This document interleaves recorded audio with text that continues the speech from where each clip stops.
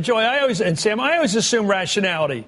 I don't think voters are driven by some sort of unclear charisma. Even with Reagan, and Kennedy, it was focused in reality, and FDR. All the charismatic presidents had clear messages that people clearly understood. So let me start with Joy in this. Same-sex marriage, big differential with people under 30.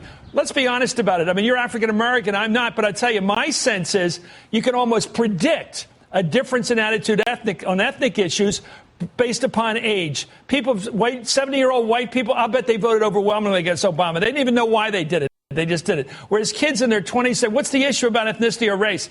And they were open to it, in fact, maybe thrilled by it. So I think that these issues, I think, are real. I don't think it's about PR or organization. I think it's about basic values becoming different as you get in the younger groups.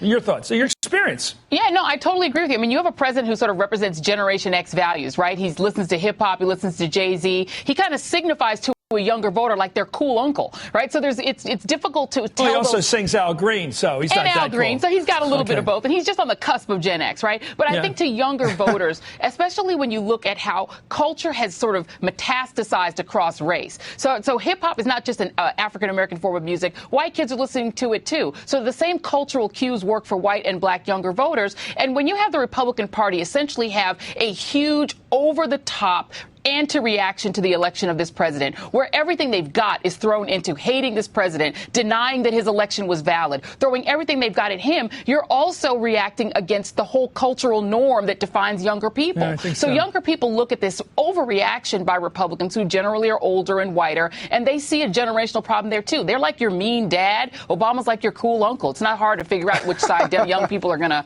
pick.